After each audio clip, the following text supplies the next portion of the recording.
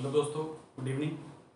तो हम चर्चा कर रहे थे मेवाड़ के इतिहास के बारे में। मेवाड़ के जो शासक थे उनके बारे में पढ़ रहे थे। तो हम पढ़ते पढ़ते कहाँ आ गए थे, राणा सांगा के ऊपर आए। राणा सांगा के बारे में हमने क्या है कल चर्चा की थी। तो एक बार क्या स्पीड से देख लेते हैं कि राणा सांगा में हमने क्या क्या पढ़ा था, कौन कौन सी चीज़ें हमने देखी थी। तो हमने देखा जब सांगा की अगर हम बात करते हैं, रायमल के 3 पुत्र थे, पृथ्वीराज है, जयमल है और सांगा है। जब दोनों की मृत्यु हो जाती है, यानी पृथ्वीराज से छोदिया और जयमल मारा जाता है, तो कोई उत्तराधिकारी न मिलने के बाद रायमल है अपने छोटे बेटे सांगा को बुलाता है और इसे 24 मई 1509 को संग्राम सिंह के नाम से क्या मेवाड़ का शासक बनाता है। मेवाड़ का शासक बनता है सांगा संग्राम सिंह के नाम से। ये कहाँ था? अजमेर में था। अजमेर के करमचंद ने इसे शरण दी थी। तो सर्वप्रथम शासक बनते ही अजमेर के करमचंद को राणा सांगा एक उपाधि देता है जिसका नाम क्या है? रावत की उपाधि है। तो रावत की उपाधि प्रदान करता है क्योंकि भाई अपने पास में नहीं रख रहे थे,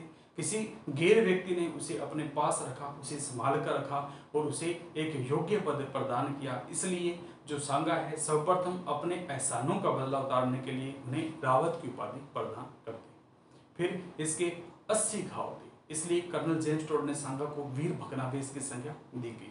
कर्नल जेम्स टोड ने क्या कहा है? वीर भग्नावेश कहा है। और सांगा को 16वीं शताब्दी का हिंदुपत वाला शासक कहा जाता है। हिंदुपत इन्हें उपाधि इसलिए दी गई थी क्योंकि यह अंतिम राजपूत शासक थे, हिंदुओं के अंतिम शासक थे, जिनके बुलाने पर सभी शासक एकत्रित हुए थे। सभी राजपूत राजा हिंदू धर्म के हैं, जो सरदार हैं, सभी इकट्ठे हुए थे और सभी ने इकट्ठे होकर युद्ध भूमि में भाग लिया था। युद्ध भूमि में क्या है? ये भाग लेते हैं। इसके बाद हम देखते हैं कि इनका शासनकाल है 1509 से लेकर 1528 ईस्वी तक रहा था। इसी के समकालीन दिल्ली सल्तनत के शासक आते हैं इब्राहिम लोदी। इब्राहिम लोदी भी साम्राज्यवादी नीति का था। हमने देखा था सारे अपने साम्राज्य का विस्तार करना चाह रहे हैं। जलालुद्दीन है, अलाउद्दीन खिलजी है और इसके बाद में कौन से आते हैं? इब्राहिम लोदी। इब्राहिम लोदी अपने साम्राज्य का विस्तार करेगा। तो इसने 1517 में आते ही सर्वप्रथम सांगा के ऊपर आक्रमण किया और ये युद्ध क्या कहलाया था? खातौली का युद्ध। ये किस नाम से जाना जाता है? खातौली का युद्ध बूंदी में है। पहले से कोटा को प्रायिकता दी जाती थी, अब बूंदी है। लेकिन ऑप्शन अकॉर्डिंग टू ऑप्शन आपने करना है, कोटा बूंदी एक मिलेगा तो उनमें क्या प्रायिकता अपने को देखनी होगी। तो खातौली का युद्ध कहाँ पर होता है? बूंदी के अंदर होता है। इस युद्ध की अगर हम बात करते हैं, इब्राहिम लोदी हार जाता है। फिर सांगा ने 1518-19 में गागरों के ग्रुप झालावाड़ में महमूद खिलजी को पराजित करते हैं और ये क्या है? इस युद्ध में विजय प्राप्त करते हैं। इसके बाद में जब इब्राहिम लोदी था वो अपने शांत स्वभाव से बैठने वाला थोड़ी था। फिर 1519 में दोबारा उसने सांगा पर आक्रमण किया था और ये युद्ध क्या कहलाया था? बाड़ी का युद्ध। और बाड़ी का युद्ध कहाँ पर होता है? धौलपुर में है। बाड़ी और बसेड़ी दो धौलपुर की तहसीलें हैं, वहाँ पर ये युद्ध होता है। इस युद्ध में भी इब्राहिम लोदी हार जाता है। तो इब्राहिम लोदी के दोबारा हार जाने के बाद इसके 2 सेनापति होते हैं, दौलत खान लोदी, आलम खान लोदी, चाचा थे।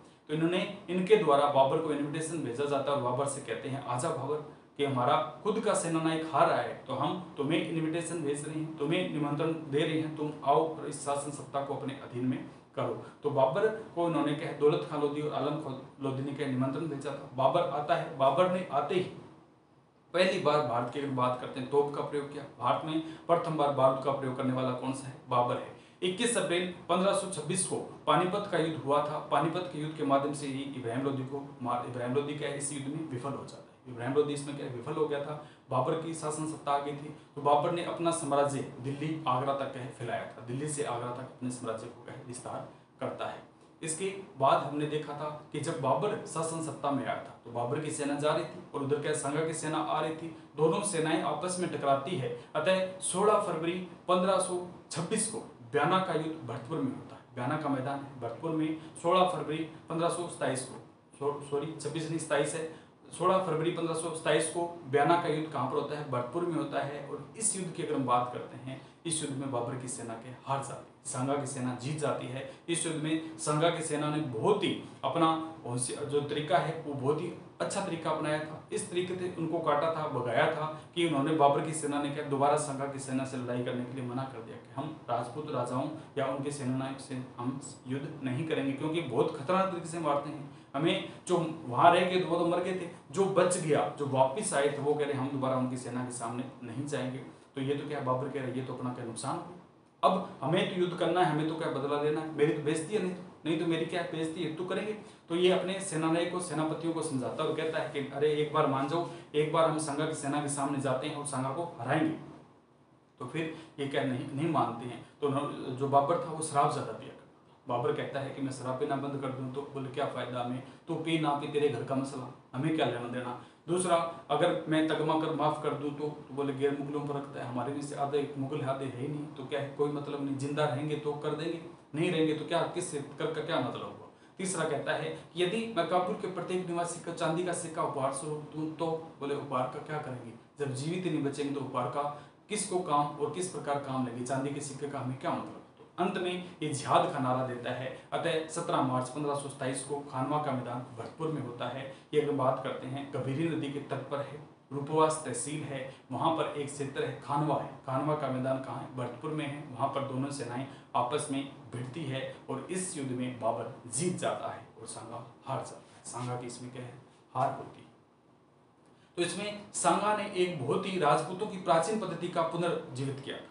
प्राचीन पद्धति है जिसे पाती पर्वन कहा जाता है, जिसे किस नाम से जाना जाता है, पाती पर्वन है। यानी जो जो जहां जहां राजा थे, सम्राट थे, उनको निमंत्रण भेजता है और कहता है कि आप मेरे साथ युद्ध में हिस्सा लें। तो जो जहां के सम्राट थे वो अपने अधीन सरदार है, राव है, उनको निमंत्रण भेजते हैं कि इस प्रकार सांगा युद्ध लड़ रहा है, इस युद्ध में क्या है, जो हिस्सा लेना चाहिए वो युद्ध में भाग ले सकता है। तो इसे क्या कहा जाता है, पाती पर्वण है। हिंदुपत वाला शासक कहा था क्योंकि सभी को साथ लेकर चला था, सभी इसके कहने पर आए थे।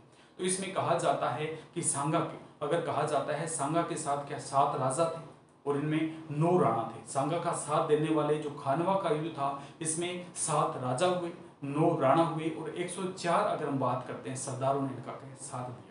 इधर सामने कौन सा था, बाबर था। कल हमने देखा था कौन कौन से शासक थे, इन्होंने पढ़ा था। मुख्यतः हमने देखा था कि अमेर का शासक पृथ्वीराज कछवा है जो लड़ता हुआ मारा गया था। बीकानेर के शासक कल्याणमल है। बीकानेर के शासक कौन से आते हैं, कल्याणमल है। और मारवाड़ के शासक गंगा और उसका बेटा मालदेव है। मालदेव ने सहयोग किया था, गंगा ने क्या है उसको सहयोग करने के लिए भेजा था। अकॉर्डिंग टू ऑप्शन अपने को देखना होगा, कहीं पर गंगा दिया होता है, ठीक है। तो गंगा ने सहयोग के लिए हाँ की थी और हिस्सा लेने के लिए किसको भेजा था, मालदेव को है। तो गंगाबाई उसका बेटा मालदेव है, मारवाड़ के शासक है। मेदिनी राय है, असंखा मेवाती है, असंखा मेवाती है। अशोक परमार है, अशोक परमार है। और अगर हम बात करते हैं झाला अज्जा है, झाला अज्जा है। और हम बात करते हैं कौन से थे, इडर के भारमल है, इडर के बालबन है। और मेड़तिया है, कौन से आते हैं, विरमदेव मेड़तिया है। इनके द्वारा क्या है पार्टिसिपेट किया गया था। और कौन से आते हैं, एक अगर हम बात करते हैं उदय सिंह, उदय सिंह थे। अगर हम बात करते हैं जो क्षेत्र है वागड़ क्षेत्र है, वहां से उदय सिंह ने क्या हिस्सा लिया था। सहलती तवर है, ये एक समय तक तो क्या सांगा का साथ दे रहा था, लेकिन अंतिम समय में सहलती तवर के द्वारा सांगा के साथ विश्वासघात किया और दूसरी तरफ बाबर की तरफ मिल जाता है और इस प्रकार के है सांगा हार जाता है। बाबर के जीतने का मुख्य कारण क्या था, एक तो उसके पास क्या तोपों का प्रयोग किया था, बारूद का प्रयोग करना जानता था। इसके पास तोपचे थे, मुस्तफा और मुस्ताद अली 2 तोपचे थे, तोप चलाने के हुनर थे। और दूसरा इनके पास एक विधि थी तुलगमा है, जो इन्होंने उज्बेकों से सीखी थी। उज्बेकों से तोप का प्रयोग तो ईरानियों से सीखा था। और एक विधि आती है, कौन सी आती है, उज्बेकों से तुलगमा विधि सीखती है। तुलगमा विधि का 3 ओर से क्या है सेना घेर लेती है, जिसके ऊपर इन्होंने आक्रमण करना हो, फिर यह आक्रमण करती है तो भाग नहीं सकता, जगह नहीं मिलती। एक तरफ भागे कितनी देर भागेंगे, तीनों तरफ एक व्यक्ति जा रहा है और उसको तीनों तरफ से घेरा हुआ, कितनी देर तक भागेगा। तो तुलगमा विधि के प्रयोग से माध्यम से इन्होंने क्या हराया था और सहलती तवर ने विश्वासघात किया था।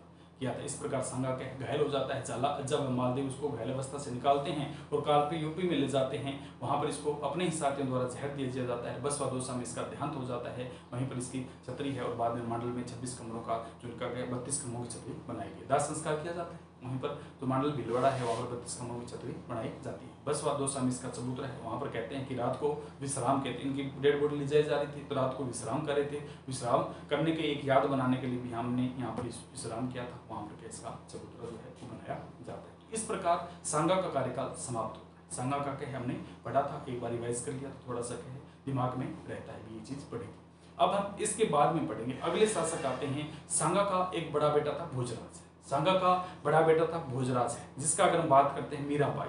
भोजराज का विवाह मीराबाई से हुआ था, वो सांगा का बेटा जो मीराबाई से क्या है विवाह होता है। इसने शासन सत्ता से कोई मतलब नहीं। मीराबाई अगर बात करते हैं कृष्ण भाव में लीन थी, कृष्ण के प्रेम में थी, ठीक है। कुछ भी दे दो उसे कोई मतलब नहीं है। तो प्रेम शक्ति के अटूट बात करते हैं तो मीराबाई का प्रेम देख सकते हैं।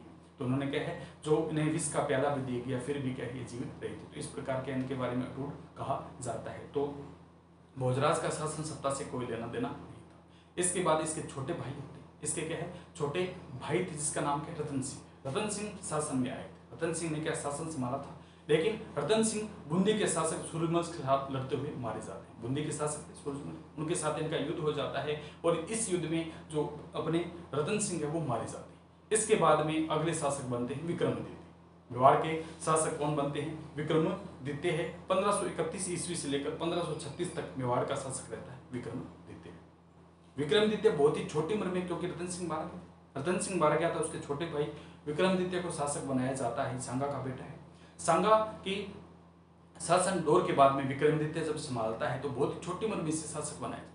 छोटा सा था और उत्तराधिकारी था नहीं, तो इसलिए क्या शासक के लिए इसे बुलाया जाता है और नियुक्त किया जाता है।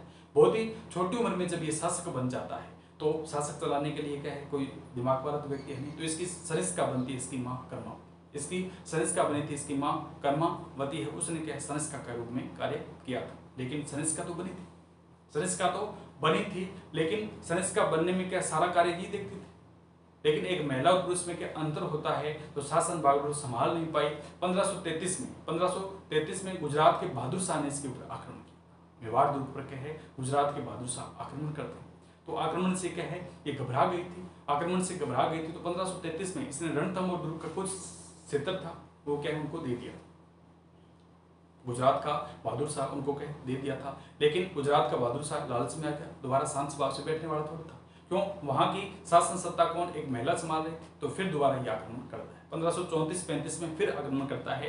तो अब क्या करे कर्मावती, तो कर्मावती है अपने विक्रमादित्य पुत्र के साथ विक्रमादित्य को लेकर के भागती है।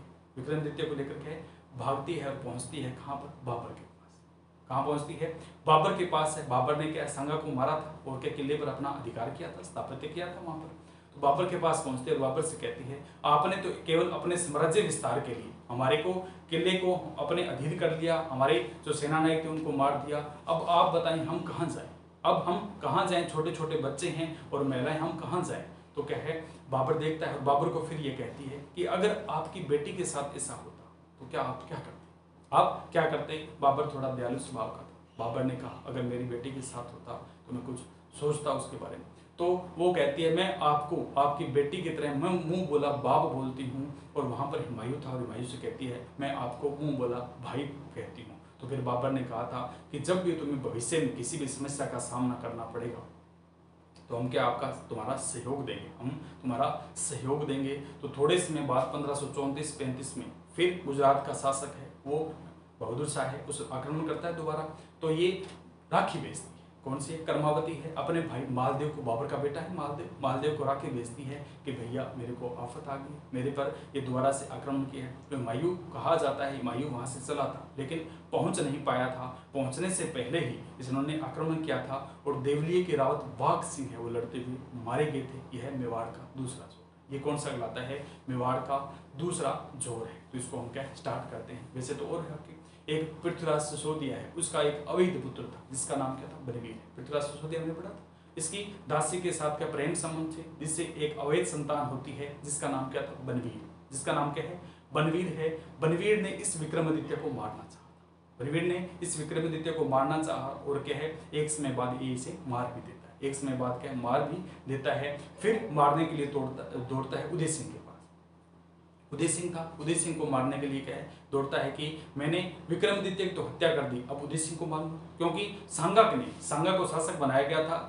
जो पृथ्वीराज सिसोदिया था वो जहर की वो लड्डू खाने से मर गया था। तो अपने क्या है शासन में क्या है, मैं आऊँ, मेरा बाप बड़ा था तो मैं ही आऊँगा। तो क्या है, इसने मारना चाहता विक्रमादित्य को, तो मार देता है। उदय सिंह को मारना चाहता, परंतु उदय सिंह को धाई माँ पन्ना ने बचा लिया था। अपने बेटे चंदन जहाँ सो रहा था उसको गोद में उठाया, जो उदय सिंह जहाँ सो रहा था उसको गोद में उठाया, अपने बेटे चंदन को वहां सुला दिया था और उदय सिंह को यहाँ से बाहर निकालती है और उदय सिंह को कहीं एक सुरक्षित स्थान पर पहुंचाया जाता है। और अपने बेटे चंदन को जो मारने के लिए आया था विक्रमादित्य, जो मारने के लिए आया था बनवीर है, तो उसने क्या उसकी चंदन की हत्या कर दी थी, इसलिए इसे धाई माँ पन्ना की उपाधि दी गई। तो हम देखेंगे। तो अभी स्टार्ट करते हैं 1531 से लेकर 1536 तक मेवाड़ की शासक। मेवाड़ क्या पढ़ रहे हैं, मेवाड़ है शासक की अगर बात करते हैं तो कौन रहे थे, विक्रमादित्य है 1531 से लेकर 1536 ईस्वी तक। 1531 से 36 तक शासक बने थे विक्रमादित्य। बहुत ही छोटी उम्र में शासक बन गए थे, इसलिए सनिष्का बनाया गया था इनकी माँ। सनिष्का बनी थी, सांगा की पत्नी सनिष्का बनी थी इनकी माँ कर्मावती। किसको बनाया जाता है? कर्मावती। 1533 में 1533 ईस्वी में 1533 ईस्वी में गुजरात के बहादुर शाह, कौन सा शाह है? गुजरात के बहादुर शाह ने आक्रमण किया था। एक बार तो इसके साथ संधि कर लेती है और रणथंभौर को कुछ क्षेत्र इसको देकर के है अपना खेड़ा छुड़ा लेती है, लेकिन दोबारा से ही आक्रमण करता है। 1534-35 में पुनः आक्रमण करता है तो यह कहां जाती है? बाबर के दरबार में। कहां जाती है? बाबर के दरबार में पहुंचती है और बाबर से कहती है कि हमारे साथ इस प्रकार की विपदा आ गई, आपने तो केवल अपने साम्राज्य विस्तार के लिए इस किले पर आक्रमण किया और किला अपने अधीन कर लिया, लेकिन अब हम कहां जाएं? हमारे लिए भी कुछ सोचें। अगर आपकी बेटी के साथ ऐसा हुआ होता तो आप क्या करते? बाबर ने फिर सोचा, बाबर को थोड़ी दया आई। बाबर ने कहा, मैं तुझे मुंह बोली बेटी कहता हूँ और हुमायूं तेरा मुंह बोला भाई है, जब भी भविष्य में तुझे दिक्कत आएगी तो हम तुम्हारा साथ देंगे। तो बाबर ये बात कहता है। बाबर का बेटा कौन सा था? हुमायूं। बाबर का बेटा कौन सा था? अपना हुमायूं है। तो हुमायूं को जब अगर बात है, ये बाबर को कहकर के वापस आती है जब 1534-35 में इसे आक्रमण किया जाता है बहादुर शाह के द्वारा, तो ये क्या राखी भेजती है? कर्मावती क्या भेजती है? राखी भेजती है भाई के पास। हुमायूं के पास राखी भेजी तो भाई समझ के भाई के साथ राखी आती तो पता चल जाता है बहन ने भेजी है। तो जैसे ही इसके हुमायूं को राखी मिलती है, राखी मिलते ही हुमायूं ने समझा बहन दिक्कत में, बहन किसी परेशानी में है, तुरंत वहां से तोड़ा, तुरंत प्रभाव से क्या वहां से चलता है। लेकिन कहते हैं पहुंचने में हुमायूं को देरी हो जाती है, अतः देवलिये के रावत भाग सिंह लड़ते हुए मारे गए थे। देवलिये के रावत भाग सिंह वो यहाँ की शासन सत्ता संभाल थे। देवलिये के रावत वाघ सिंह लड़ते हुए मारे गए। तो अब क्या देवलिये के रावत वाघ सिंह लड़ते हुए मारे गए थे। हुमायूं आया नहीं, हुमायूं को टाइम लग गया था, तो इसलिए रानी कर्मावती ने क्या जोर किया था। रानी कर्मावती ने कहा जाता है 1200 में रानी कर्मावती ने जोहर किया था।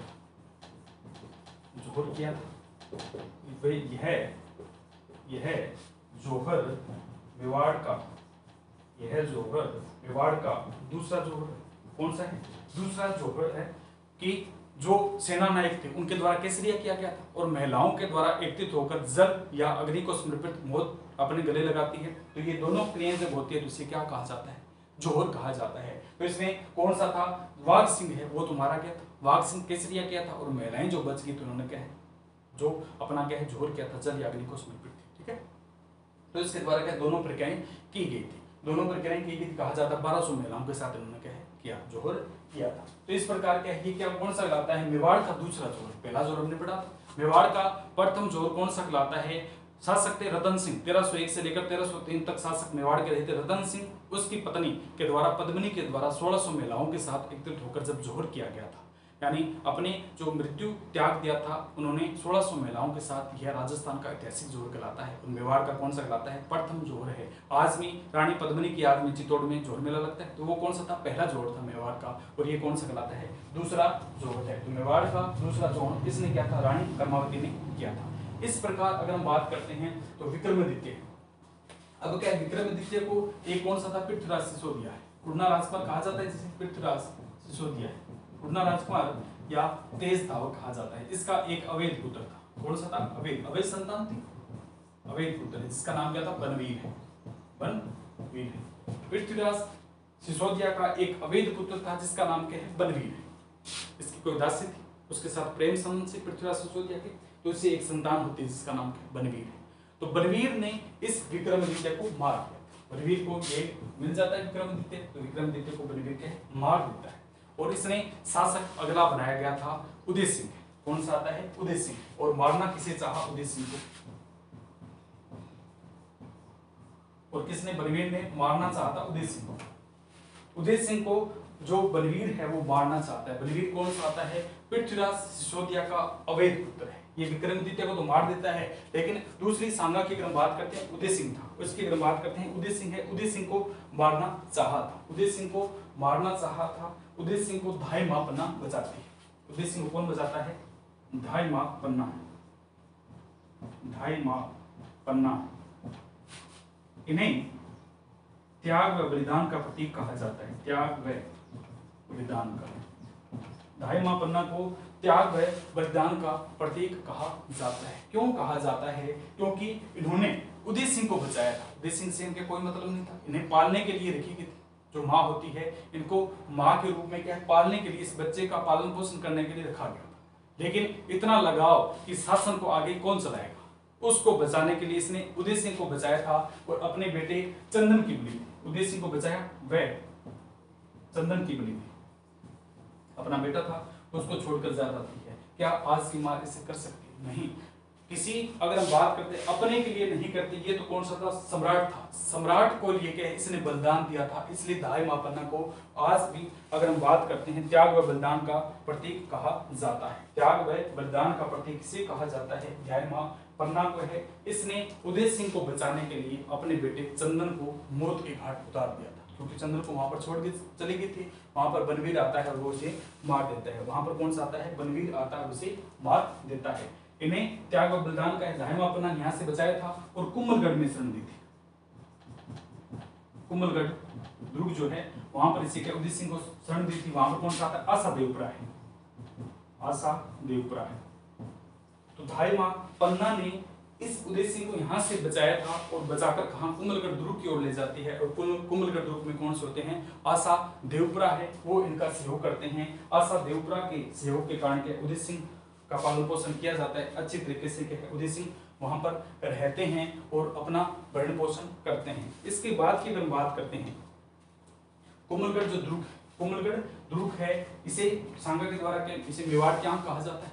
मेवाड़ की आंख का है, कुंभास में निवास करता था। कटारगढ़ दुर्ग के अंदर यह बना हुआ है। तो अगर कटारगढ़ दुर्ग है, इसके अंदर क्या है, बना हुआ है। कटारगढ़ दुर्ग इसके अंदर बना हुआ है। इसके बाद में 1537 में शासक कौन बनता है, उदय सिंह। 1537 में मेवाड़ का शासक बनता है उदय सिंह। उदय सिंह का भरण पोषण हो गया था, आशा देवपुरा ने बहुत सहयोग किया। तो 1537 में उदय सिंह शासक बनता है। 1537 में उदय सिंह को शासक बनाया जाता है और इसका राज्याभिषेक कहाँ किया जाता है, इसी कुंभलगढ़ दुर्ग में इसका क्या है, सरदारों के द्वारा राज्याभिषेक किया जाता है। तो 1537 में अगला शासक बना अपना मेवाड़ का, वो कौन सा आता है, 1531 से लेकर 36 तक तो कौन सा रहा था, विक्रमादित्य, जिसकी बनवीर के द्वारा हत्या कर दी जाती है। उदय सिंह को मारना चाह, उदय सिंह को भगाते हैं। उदय सिंह को कहां भेजा जाता है, कुंभलगढ़ दुर्ग में, और आशा देवपुरा के सहयोग से इसका भरण पोषण किया जाता है। अगले शासक है उदय सिंह। 1537 से लेकर 1572 ईस्वी तक ये शासन सत्ता में रहते हैं। 1537 में इनका राज्याभिषेक कहां किया गया था, राज्याभिषेक किया गया था कुंभलगढ़। कुंभलगढ़ दुर्ग में सरदारों के द्वारा इसका राज्याभिषेक किया जाता है। वहीं पर सरदारों के इकट्ठे होते हैं, इनका राज्याभिषेक किया जाता है और अपना सम्राट चुन लिया जाता है। इसे 1540 में, इसके द्वारा 1540 में कौन सा था, बनवीर, जिसने इसके ऊपर आक्रमण करना चाहा, उसको मारता है। क्यों, इसके भाई को मारा था और इसे भी मारना चाहा था। तो 1540 में मारता है बनवीर को, बनवीर को पकड़ता है और इसे क्या मार देता है। बनवीर को मार देता है क्योंकि उन्हें किले में रहने दिया था। इसके भाई की हत्या कर देती है और इसको क्या है, यहाँ से भगाते हैं। तो इसको गुस्सा था, इसने क्या है, इस बनवीर को मारा था। इसके बाद की अगर हम बात करते हैं तो इसने क्या है, मारना चाहते हैं यहाँ पर, और शासक बनता है चित्तौड़गढ़ का। शासक यानी सम्राट, राजा बनता है चित्तौड़गढ़। इसको मारता है 1540 में और चित्तौड़गढ़ का क्या बनता है, सम्राट बनता है। उदय सिंह चित्तौड़गढ़ का शासक है। अब मेवाड़ पूर्ण रूप से क्या है, उदय सिंह के अधीन में आ गया था। यानी चित्तौड़ का शासक कौन सा आ जाता है, अपना उदय सिंह है। चित्तौड़ का शासक कौन आया था, उदय सिंह है। बनवीर को मारने के बाद में क्या है, वो पद खाली हो गया था, तो वहां पर ये पहुंचता है। अब एक शासक बने, बाबर है। बाबर का बेटा कौन सा, हुमायूं। बाबर था, बाबर का बेटा हुमायूं, और हुमायूं का एक बेटा था अकबर है। हुमायूं का बेटा कौन सा है, अकबर है। अकबर शासन सत्ता में बैठा था कि हमारे पिताजी ने क्या किया, दादाजी ने क्या किया, इस प्रकार सोच रहा। शांत स्वभाव का व्यक्ति था, आराम से देख रहा था, चारों तरफ नजरें घुमा रहा था। चारों तरफ के अकबर नजरें घुमा रहा था। नजरें घुमाते घुमाते उसने देखा ऐसी कौन सी जाति है जो हर युद्ध में हिस्सा ले रही और हर युद्ध में क्या है, अपनी विजय जो मोस्टली है, विजय प्रेरणा का स्रोत बनती है और क्या है, विजय हासिल करती है। ऐसी जाति कौन है, चारों तरफ उसने क्या नजरें घुमाई। उसे एक ऐसी जाति दिखी, वो कौन सी थी, राजपूत। अकबर जब कहीं भी किसी भी किले के माध्यम से या कहीं भी आस पड़ोस में देखता कि कौन कौन युद्ध लड़ने के लिए अग्रणी रहता, तो वो कौन से थे? राजपूत सेना, वो राजपूत सेनानायक थे। तो क्या है, अकबर सोचता है कि क्यों नहीं इसे अपने अधीन किया जाए, इस जाति को अपने अधीन किया जाए, अपने में सम्मिलित कर लिया जाए। तो अपने में सम्मिलित कर लिया जाए तो अपना क्या है, जो शक्ति है वो और बढ़ जाएगी। तो अकबर इस प्रकार सोच रहा, तो अकबर ने एक योजना बनाई जिसका नाम क्या था? सुलेकुल। इसका नाम क्या था? सुलेकुल है, या क्या? बलपूर्वक है। या तो सुलेकुल, या तो जो सम्राट है, जो राजपूत शासक है या राजपूत सेनाएं हैं, वो अपने इच्छा के अनुसार मेरे में मिल जाए, मेरे से क्या है दोस्ती कर ले, या मैं उसे क्या है कूट पीट कर, ठीक है, त्याग के द्वारा या क्या है उसे इस सेना को हराकर अपने में क्या शामिल करूंगा। तो कौन सा आता है? अकबर है। ठीक है, दिल्ली सल्तनत का शासक कौन सा आता है? अकबर है।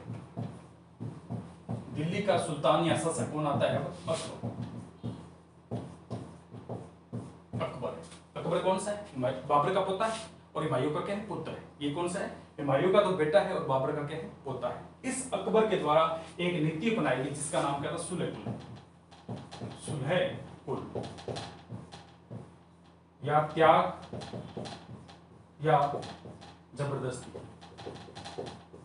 या तो क्या है सुलेकुल मेरे से बातचीत कर करके अपने में शामिल हो जाए तो इसे सुलेकुल कहा जाता है, या मैं से ठोक पीनकर उन सेनाओं को हराकर त्याग के माध्यम से जबरदस्ती अपने में मिलाऊंगा। तो इस प्रकार के ये मान रहा था।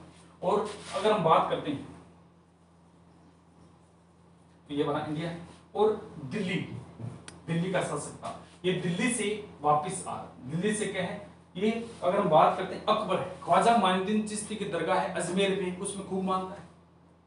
पृथ्वीराज तृतीय की अगर हम बात करते हैं उसके समय ख्वाजा माइनुद्दीन चिश्ती भारत आए थे, तो इसी ख्वाजा माइनुद्दीन चिश्ती की अगर हम बात कर रहे हैं इसकी दरगाह में खूब मानते हैं। ये कहां पर? अजमेर को राजस्थान का हृदय कहा जाता है, बिल्कुल इस प्रकार। तो दिल्ली से अजमेर के ख्वाजा माइनुद्दीन चिश्ती की दरगाह में खूब मानते थे। इसने एक नीति बनाई थी जिसका नाम था सुलेकुल। ये कहता है मैं एक नीति अपनाऊंगा जिसमें क्या राजपूत राजाओं को अपने शरण में लूंगा, किसी भी प्रकार से अपनी स्वेच्छा से मिलने चाहिए तो मिल जाए, अगर ना मिले तो मैं क्या ठोक बनकर इनको अपने साम्राज्य में मिलाऊंगा।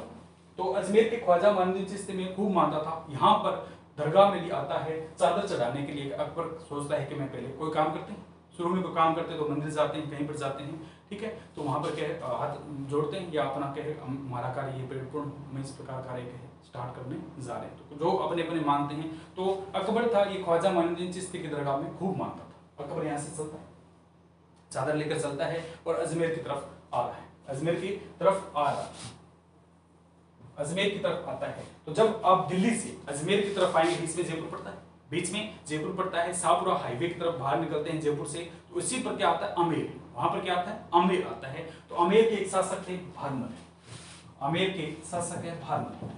आमेर का पढ़ेंगे हम, आमेर का इतिहास भी पढ़ेंगे। आमेर में कछुआ वंश था, तो आमेर के एक शासक है जिसका नाम क्या है? भारमल है। आमेर के शासक है भारमल है। ये प्रशांत है, ये क्या है? प्रशांत है। एक तो क्या थे? मीणाओं से, एक घर कले से, घर में क्या औरतें इस प्रकार लड़ाई झगड़ा होता रहता है, तो औरतों को कौन जीत करे, ठीक है, तो एक तो औरतों से थे, घर कले से थे, और दूसरा कौन सा था? मीणाओं से थे। दो चीजों से परेशान थे, ये अपने में शासन सत्ता संभाल नहीं पा रहे थे और क्या है यहाँ कार्यभार नहीं कर पा रहे थे। तो इन्हें जैसे ही पता चलता है कि अकबर आ रहे हैं, तो अकबर जाएगा इसी रास्ते से जाएगा, आमेर होकर फिर जयपुर होकर फिर अजमेर की तरफ जाया जाता है। तो ये क्या अकबर जब इस रास्ते से जा रहा था तो मजनू खा चकताई, आमेर के शासक भारमल है, ये किसे कहते हैं? मजनू खा चंगताई। कौन सी ताई है? कौन सी ताई? चंगताई। मजनू खा चंगताई। तो आमेर के शासक भारमल ने इस मजनू खा चंगताई से कहा कि तुम मेरी मुलाकात अकबर से करवा दे, तो मेरी मुलाकात अकबर से करा दे, मैं अकबर की अधीनता स्वीकार करूंगा, मैं स्वेच्छा से अकबर की अधीनता स्वीकार करूंगा, क्योंकि मैं परेशान, एक तो घर कले से हूं और दूसरे क्या मेणाएं आसपास मेणा है वो मुझे क्या जीने नहीं दे रहे हैं। तो इसने क्या है 1500 अगर हम बात करते हैं 1562 में अकबर की अधीनता स्वीकार,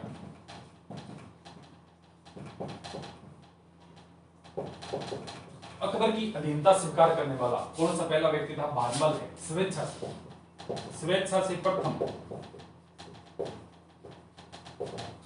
से प्रथम राजपूत शासक जिसमें अकबर की अधीनता स्वीकार की, कौन सा आता है? भारमल है। कहां का शासक था? आमेर का। उसमें अगर बात करते हैं तो जो परेशान था, इन परेशानी के कारण मजनू खा चकताई से कहता है मेरी मुलाकात कराओ, और मजनू खा चकताई ने अकबर से इसकी मुलाकात कराती है और ये क्या अधीनता स्वीकार करता है, अधीनता स्वीकार करता है। अब इसने क्या इसकी अधीनता स्वीकार कर ली। थोड़े समय बाद ये चला अजमेर की तरफ से आ रहा है, तो ये चला आगे चला था। आगे कौन सा आता है? सांगानेर। आगे सांगानेर है। जयपुर से निकल रहे हैं बाहर की तरफ, तो कौन सा आता है? सांगानेर। तो भारमल ने इससे कहा ठीक है मैं अधीनता स्वीकार करता हूँ आपके, लेकिन भारमल को विश्वास नहीं हुआ। क्या अकबर मेरा साथ देगा? क्या अकबर मेरा साथ देगा? किसी भी प्रकार की मुझे समस्या होगी, मैं अकबर को पुकारूंगा, क्या अकबर आएगा? तो दिमाग में थोड़ा सा अड़चन हो कि मेरे छोटे से इस सम्राट के लिए अकबर वहां से चलकर कैसे आएगा, अकबर वहां से चलकर कैसे आएगा? तो इसके दिमाग में खुरपात चले, दिमाग में थोड़ा विचार चलता है, तो क्या व्यक्ति सोचता है अगर ऐसा हो जाए तो का क्या है, कुछ सोचना पड़ता है। फिर उसने क्या सोचा, अगर मैंने क्या है ऐसा अकबर नहीं आया, मुझे किसी समस्या मेणाओं ने घेर लिया, किसी प्रकार की दुविधा आ गई, तो क्या करेंगे? तो इसकी पुत्री सांगानेर में अगर हम बात करते हैं भारमल की पुत्री, भारमल की पुत्री थी मरियम उज़्ज़मानी। मरियम उज़्ज़मानी है, उसको ले जाता है और ये कहता है, अकबर से कहता है कि मैं अपनी पुत्री का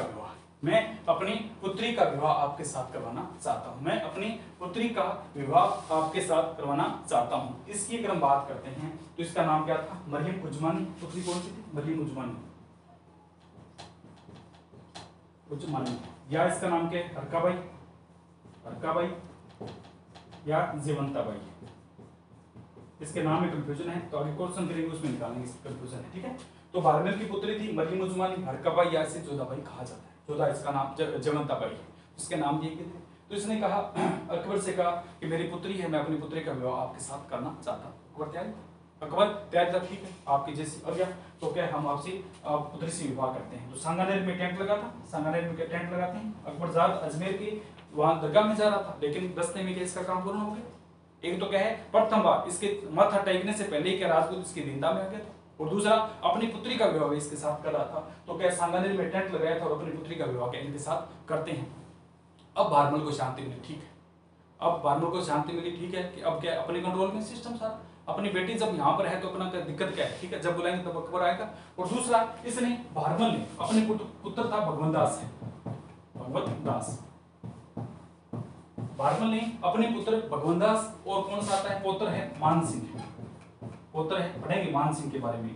मानसिंह, भारमल ने अपने पुत्र भगवंतदास और पुत्र मानसिंह की नियुक्ति क्या अकबर के दरबार में कर दी थी। फिर तो क्या अपना ही, पुत्री भी अपनी है, पोता भी वही काम कर रहा है, पुत्र भी वही काम कर रहा है, तो क्षेत्र के अपना ही है। तो भारमल ने सर्वप्रथम अकबर की अधीनता स्वीकार की थी। प्रश्न पूछा जाएगा प्रथम सम्राट कौन सा था जिसने अकबर की अधीनता स्वीकार की थी? तो अकबर की अधीनता स्वीकार करने वाला अपना व्यक्ति कौन सा था? भारमल था। अधीनता ही स्वीकार करता है और अपनी पुत्री का विवाह भी इसके साथ करता है। सांगानेर में टेंट लगा के चलते हैं, तो अकबर ने कहा व्यवस्था कीजिए, अकबर ने कहा अपनी शादी है तो व्यवस्था कीजिए, तो टेंट टूट लगाएंगे कहाँ पर? सांगानेर में, वो शादी करते हैं। फिर यहाँ से आगे बढ़ते हैं, तो इन्होंने क्या मानसिंह और भगवंतदास की नियुक्ति भी इनके दरबार में कर दी थी।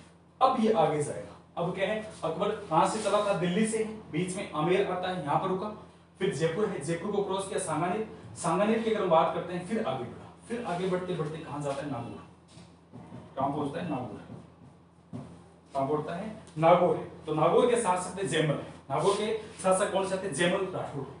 तो ये नागौर के शासक से कहता है तू मेरी अधीनता स्वीकार कर ले, तू मेरी अधीनता स्वीकार कर ले। तो उसने कहा नहीं, हम तो नहीं करेंगे। नागौर का शासक कौन सा आता है? जयमल राठौर। नागौर के शासक जयमल से कहता है तू मेरी अधीनता स्वीकार कर ले। उन्होंने कहा हम तो आपकी अधीनता स्वीकार नहीं करेंगे। तो उसको क्या है, उसके साथ युद्ध लड़ा था और इस युद्ध में क्या है, जयमल भाग जाता है। जयमल भाग गया था और 1562 में नागौर पर, 65 में नागौर पर अधिकार किया, नागौर में अधिकार कर लेता है। अगर रास्ते में जा रहा तो नागौर पर 1562 में जयमल को यहाँ से भगाकर युद्ध के माध्यम से यहाँ से खदेड़ा गया था और जयमल को भगाकर ये वहां को क्या है, नागौर को अपने अधीन में लेता है। तो अकबर 1562 में किस पर अधिकार करता है? नागौर पर अधिकार। अब जयमल था, शांत स्वभाव से बैठने वाला नहीं था, ये क्या है, इन मुगलों के इनके अधीन में आने वाला नहीं था। अकबर की अधीनता कभी स्वीकार नहीं करता। तो ये पहुंचता है और यहाँ से भागता है, पहुंचता कौन सा? उदय सिंह के पास। कौन सा आता है? शासक थे 1537 से लेकर 1562 तक। कौन सा आता है? उदय सिंह।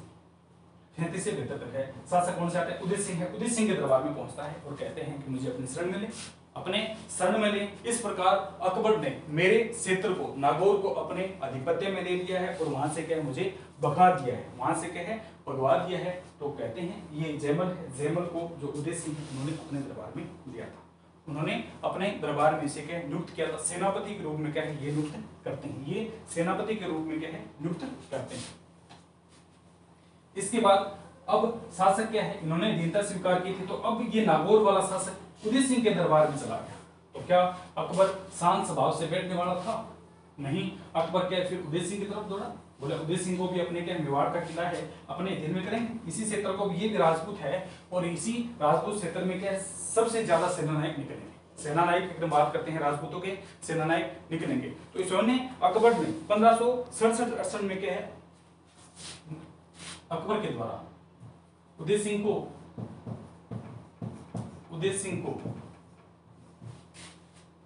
क्या है मनाने के लिए, उदय सिंह को मनाने के लिए क्या फरमान भेजता है। उदय सिंह को मनाने के लिए अकबर क्या फरमान भेजता है, 2 बार भेजता है। एक तो अगर हम बात करते हैं प्रथम बार अगर हम बात करते हैं तो कौन सा क्या था, राजा भारमल गया था। भारमल की नियुक्ति की थी, तो भारमल से विश्वास पाती कोई और थोड़ी हो सकता है। तो अकबर ने क्या प्रथम बार भारमल को भेजा कि तू उदय सिंह को कहे कि मेरे दरबार में आ जाए, मेरी अधीनता स्वीकार कर ले। उन्होंने मना कर दिया। दूसरी बार कौन सा आता है, टोडरमल और भगवंत दास को भेजता है। उदय सिंह को मनाने के लिए 2 बार शिष्टमंडल भेजे। उदय सिंह को मनाने के लिए शिष्टमंडल कितने थे, 2। एक तो कौन सा आता है भारमल गया था और दूसरे में कौन सा गया था टोडरमल और अपने कौन से थे मानसिंह। टोडरमल और नहीं भगवंतदास, टोडरमल और भगवंतदास। प्रथम बार तो भारमल गया था, फिर भगवंतदास को पुत्र को भेजा था और इसके साथ टोडरमल को भेजा था। 2 बार उदय सिंह को मनाने के लिए शिष्टमंडल भेजे थे। उदय सिंह ने दोनों बार मना कर दिया, बोले नहीं हम आपकी अधीनता स्वीकार नहीं करेंगे, मैं आपके दरबार में कभी नहीं आऊंगा। कहते हैं उदय सिंह ने 1567-68 ईस्वी में उदय सिंह पर 1567-68 ईस्वी में अकबर ने आक्रमण किया। 1567-68 ईस्वी में जब उदय सिंह नहीं मानता है तो उस कारण अकबर इसके ऊपर आक्रमण करता है। कब किया था, 1567-68 में है। तो उदय सिंह था वो स्वयं चला जाता है। अकबर ने आक्रमण किया, उदय सिंह स्वयं कहां चला गया था, गोगुंदा की पहाड़ियां हैं उदयपुर में, उदयपुर चला जाता है। अकबर ने आक्रमण किया, गोगुंदा उदयपुर चला गया। कौन, उदय सिंह स्वयं कहां चला गया था, गोगुंदा उदयपुर में है। तो अभी इसका अगर हम बात करते हैं, उदय सिंह ने यहाँ की बागडोर किसको संभाले थे, तो उन्होंने सेनापति थे, दो सेनापति है, उनको यहाँ उदयपुर या चित्तौड़ मेवाड़ का क्षेत्र के इनके अधीन में क्या था। एक तो कौन सा था जयमल, कौन सा, वही जयमल राठौड़, नागौरवाड़ जयमल राठौड़ है। और दूसरा व्यक्ति अगर हम बात करते हैं तो कल्लाजी है, कल्लाजी राठौड़ है। इनको यहाँ का कार्यभार सौंपता है। जयमल राठौड़ और कल्लाजी राठौड़ को कार्यभार सौंपकर स्वयं शासक उदय सिंह कहाँ चला गया था, उदयपुर में। और कहाँ पर, उदयपुर में गोगुंदा की पहाड़ियों में, उदयपुर में गोगुंदा की पहाड़ियों में यह चला जाता है। इसकी अगर हम बात करते हैं 28 फरवरी 1572 को इसका देहांत हो जाता है। 28 फरवरी 1572 को, उस टाइम होली का दिन था, होली के दिन उदय सिंह होली के दिन मर गया था। उदय सिंह की होली के दिन क्या मृत्यु हो जाती है। 28 फरवरी 1572 को होली के दिन के इसकी मृत्यु हो जाती है। तो जयमल राठौड़ और कल्लाजी राठौड़ इन्होंने यहाँ की बागडोर संभाली। अकबर 1567-68 में आक्रमण किया था। इस आक्रमण में ये लड़ रहे थे और लड़ते हुए दोनों के मारे जाते हैं। जयमल राठौड़ और कल्लाजी अगर हम बात करते हैं तो लड़ते हुए मारे गए थे और रानियों ने क्या जोहर किया, ठीक है। तो कल्लाजी और कौन सा आता है, जयमल राठौड़ है, ये लड़ते हुए मारे जाते हैं और रानियों ने जोहर किया था। मेवाड़ की जो रानियां थी उन्होंने जोहर किया था और यह जोहर कौन सा आता है, मेवाड़ का अंतिम जोहर। कौन सा आता है, मेवाड़ का तीसरा व अंतिम जोहर,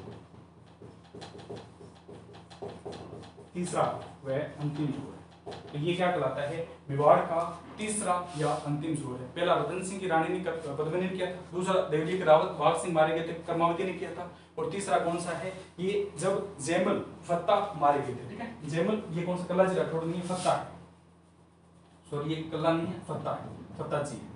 कल्लाजी तो बाद में से उपाधि दी गई थी। तो कौन से आते हैं, अगर बात करते हैं जयमल राठौड़ और फत्ता जब लड़ते हुए मारे गए थे, जयमल राठौड़ और फत्ता जब क्या लड़ते हुए मारे जाते हैं तो रानी ने क्या है, जोहर किया था। और ये मेवाड़ का अंतिम और लास्ट जोहर है, मेवाड़ का अंतिम और कौन सा आता है, लास्ट जोहर है। तो जयमल राठौड़ और फत्ता जी उन्होंने बागडोर संभाली थी, ठीक है। ये कल्लाजी नहीं है, सॉरी कल्लाजी गलत दिखा दिया था, ठीक है। तो यहाँ क्या फत्ता है, जयमल और फत्ता ने बागडोर संभाली थी। अब क्या था, जयमल राठौड़। जयमल राठौड़ का एक भतीजा था जिसका नाम क्या, कल्लाजी। कल्लाजी, जयमल राठौड़ का भतीजा था कल्लाजी।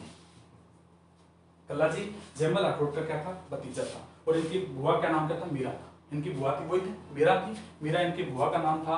और इनके चाचा जी के नाम की अगर हम बात करते हैं तो चाचा जी का नाम कौन सा था, चाचा जी का नाम था जयमल राठौड़। जयमल राठौड़ का भतीजा था कल्लाजी।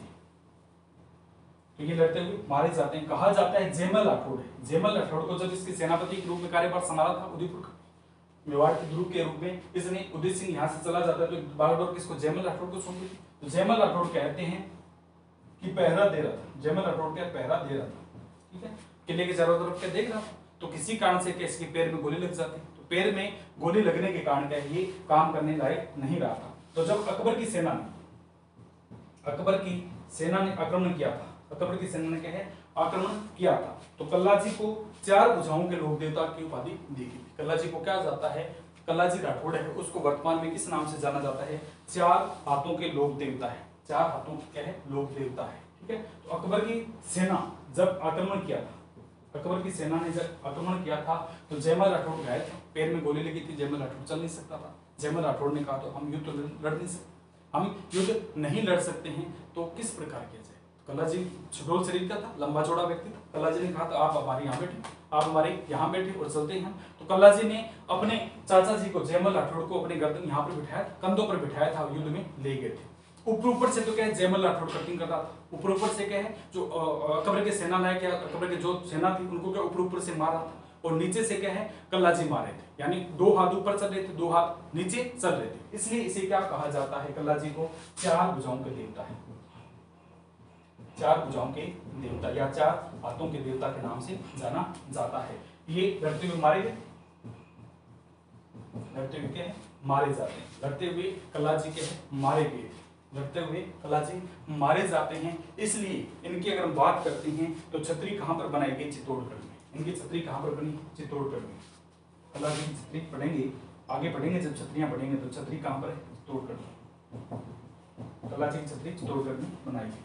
तो कल्लाजी को 4 भुजाओं का लोक देवता कहा किसने था, प्रथम बार अकबर आता है। अकबर सेना के साथ था, अकबर आता है और देखता है कि यह व्यक्ति कौन है। अकबर कहता है ये कौन है, ये योद्धा कौन है जो 4 हाथों से लड़ रहा है, 4 हाथों वाला ये योद्धा कौन है। क्योंकि अकबर को है जो जयमल था, अकबर है जयमल उसके कल्लाजी थे उसके क्या है कंधों पर था, ऊपर की तरफ था।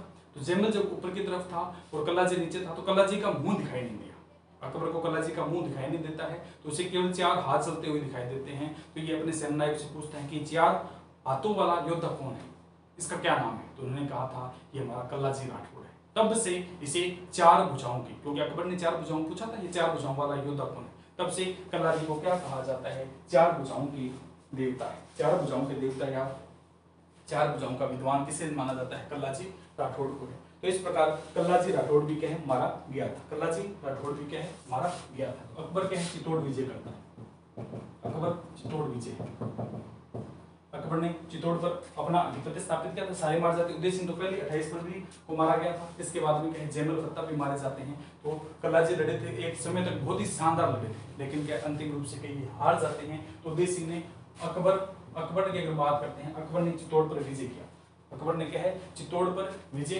प्राप्त की थी। और उसके बाद में इसके अगर कहा जाए तो अकबर के क्या बहुत से मुगल सेनापति मारे गए थे। अकबर की अगर बात करते हैं तो बहुत से सेनापति है मारे गए थे। अकबर ने विजय के उपरांत में क्या है फतेहनामा जारी किया था। कौन सा आता है फतेहनामा,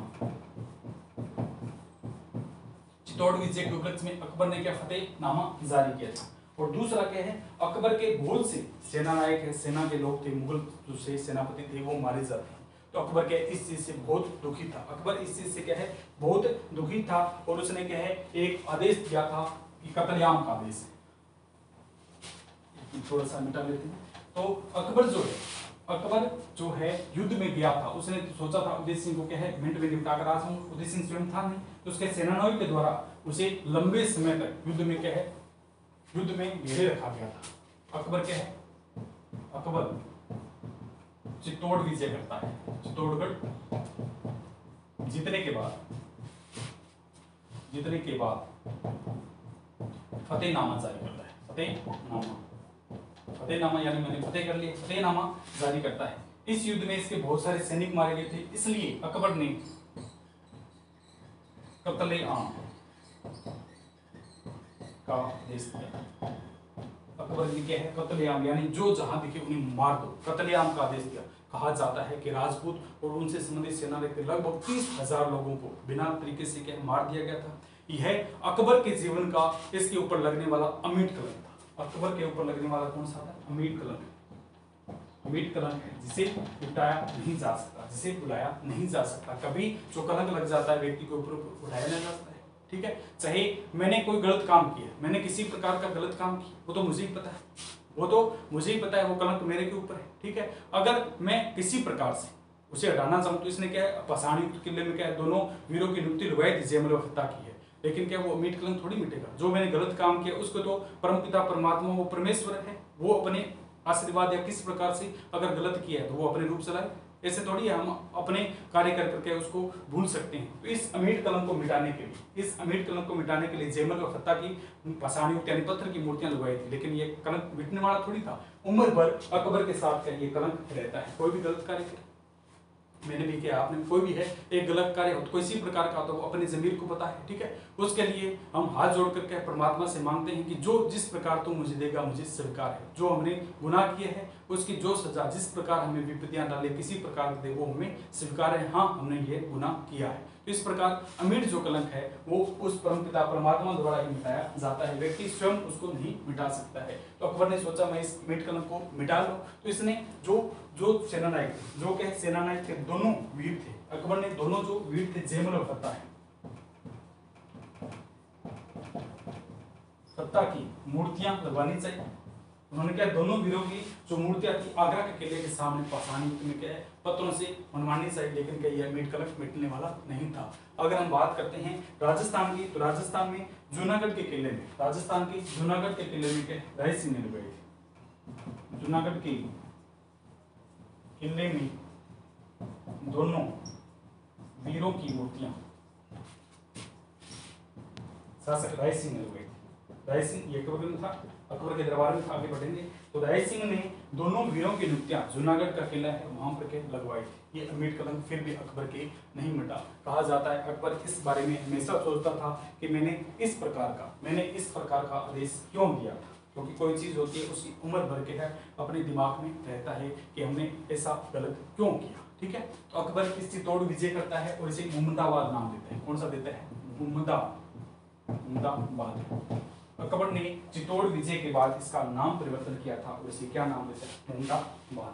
चित्तौड़ विजय के जीतने के बाद इसका नाम परिवर्तन करता है और नाम परिवर्तन करके इसका क्या लगता है? मुमदाबाद है, मुमदाबाद है। अकबर कहा जाता है अकबर जो था वो लंबे समय तक शासन करने वाला था, राजपूत राजाओं को अपने अधीन में करने वाला था। आगे भी बढ़ेंगे तो ये नीति अपनाई थी जिसका नाम कौन सा? सुलह कुल है, जिसका नाम क्या है? सुलह कुल है। और ये अमिट कलंक अकबर के जीवन पर्यंत उसके साथ रहा, जब तक वह मरा तब तक है ये चीजें उसके साथ में चली। वो सोचता रहा मैंने ऐसा आदेश क्यों जारी किया। तो ये कौन सा था? अपना उदय सिंह। शासक कौन से? उदय सिंह है, ये मारे जाते हैं। अब उदय सिंह के बाद में अगले शासक पढ़ेंगे, प्रताप है, महाराणा प्रताप है, इसके बारे में पढ़ेंगे। तो उदय सिंह की 3 पत्नियां थी। उदय सिंह की 3 पत्नियां थी, सजाबाई और धीरबाई भटियाणी है, और कौन सी आती? पाली के अखिराज सोनगरा की पुत्री है जयवंता। अगर हम बात करते हैं सजाबाई से पुत्र हुआ था इन्हें शक्ति सिंह, धीरबाई भटियाणी है, इनसे इन्हें पुत्र होता है, इनसे इन्हें पुत्र होता है जगमाल। और तीसरी अगर हम बात करते हैं एक पुत्र होता है पाली के अखिराज सोनगरा की पुत्री है, इनसे महाराणा प्रताप की का है। तो कहा जाता है धीरबाई भटियाणी बहुत सुंदर थी, उसने अपने शासक उदय सिंह है उनको अपने अधीन लिया था। कहते हैं सुंदरता, अगर महिलाओं की सुंदरता है तो किसी को वश में ले ले। इसी प्रकार उदय सिंह था, अन्य रानियों के वश में नहीं हुआ। जो थी कौन सी थी?